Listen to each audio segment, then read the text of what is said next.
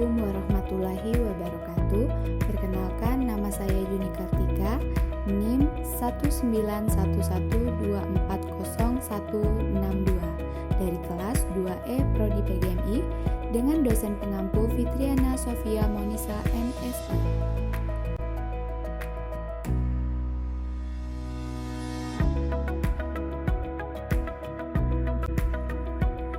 Di sini saya akan menjelaskan materi tentang konsep dasar konstitusi dan sejarah perkembangan konstitusi di Indonesia.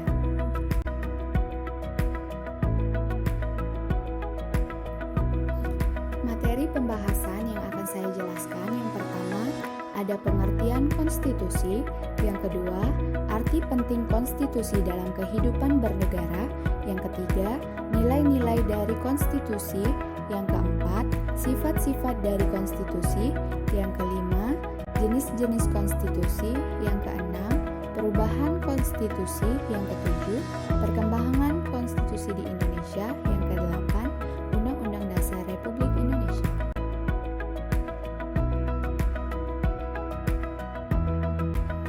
Materi yang pertama ada pengertian konstitusi. Secara umum, pengertian konstitusi adalah sebuah norma dalam suatu sistem politik, negara dan hukum yang dibentuk oleh pemerintah negara yang didofisasikan sebagai sebuah dokumen tertulis.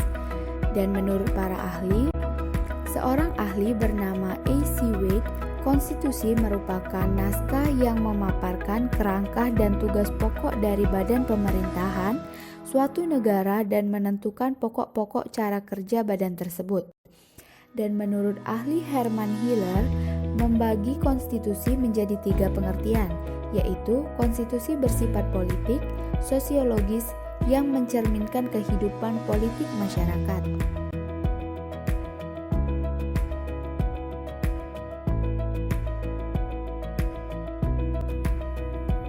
Materi yang kedua yaitu arti penting konstitusi dalam kehidupan bernegara. Konstitusi memiliki kemuliaan dan arti penting bagi kehidupan suatu negara. Kemuliaan suatu konstitusilah yang menjadikan sebagai hukum dasar dan hukum tertinggi. Hal itu dikarenakan konstitusi dapat disamakan dengan suatu piagam kelahiran suatu negara baru.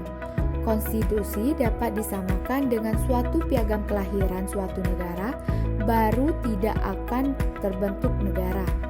Konstitusi menjadi barometer kehidupan negara yang syarat dengan bukti sejarah perjuangan para pahlawan. Dalam sebuah konstitusi tercakup pandangan hidup dan inspirasi bangsa yang memilikinya.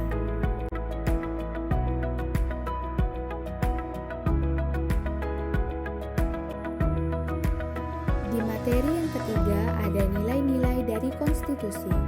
Konstitusi memiliki beberapa nilai, antara lain yang pertama, konstitusi bernilai normatif, berarti secara hukum diakui dan dilaksanakan secara murni dan konsekuen.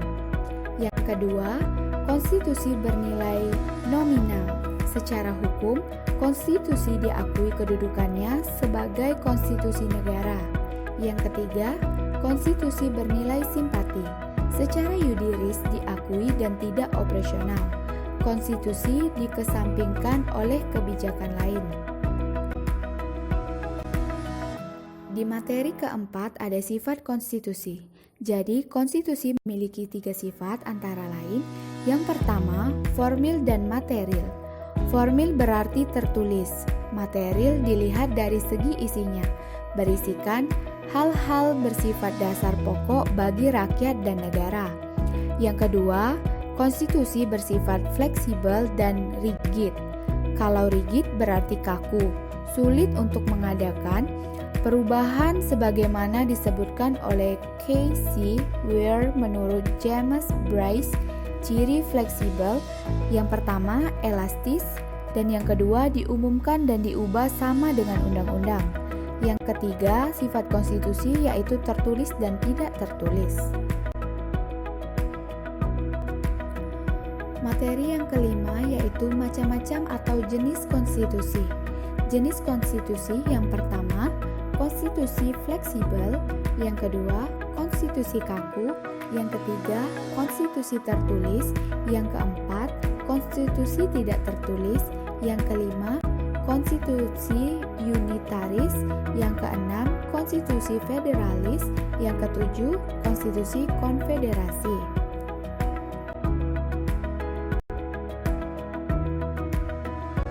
Materi yang keenam yaitu cara perubahan konstitusi. Jadi, cara perubahan konstitusi menurut 4 para ahli. Yang pertama, ada menurut George Jelinek, yaitu perubahan sengaja. Yang kedua, perubahan istimewa. Dan menurut C.V. Strong, perubahan diserahkan pada badan legislatif dengan syarat tertentu. Yang kedua, perubahan diserahkan langsung pada rakyat melalui referendum. Yang ketiga, perubahan diserahkan pada keputusan mayoritas negara-negara bagian. Yang keempat, perubahan melalui Special Convention. Kemudian, menurut Casey Weir, yang pertama ada perubahan karena kemauan kelompok masyarakat yang berpengaruh. Yang kedua, perubahan dengan cara yang diatur dalam konstitusi bersangkutan. Yang ketiga, perubahan berdasarkan penafsiran hukum.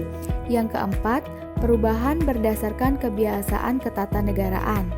Dan menurut Profesor Dr. Ismail Sani, yang pertama perubahan resmi, yang kedua penafsiran hukum, yang ketiga konvensi atau kebiasaan ketatanegaraan.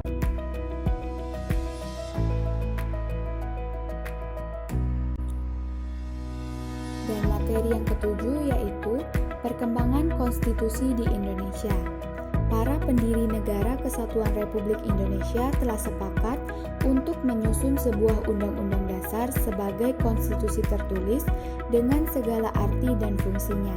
Sehari setelah proklamasi kemerdekaan Republik Indonesia pada tanggal 17 Agustus 1945, Konstitusi Indonesia sebagai sesuatu revolusi groundwork telah disahkan pada tanggal 18 Agustus 1945 oleh Panitia Persiapan Kemerdekaan Indonesia dalam sebuah naskah yang dinamakan Undang-Undang Dasar Negara Republik Indonesia. Dalam sejarah perkembangan ketatanegaraan Indonesia, ada 4 macam undang-undang yang pernah berlaku, yaitu yang pertama, periode 8 Agustus 1945 sampai 27 Desember 1949. Yang kedua, periode 27 Desember 1949 sampai 17 Agustus 1950. Yang ketiga, periode 17 Agustus 1950 sampai 5 Juli 1959. Yang keempat, periode 5 Juli 1959 sampai sekarang. Dan materi yang terakhir yaitu Undang-Undang Dasar Republik Indonesia.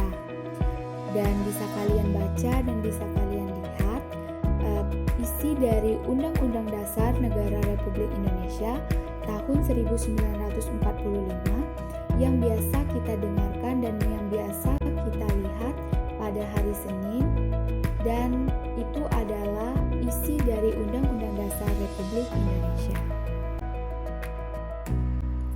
Baiklah, mungkin itu adalah presentasi dari saya. Terima kasih telah mendengarkan dan melihat presentasi yang saya buat. Saya ucapkan terima kasih. Assalamualaikum warahmatullahi wabarakatuh.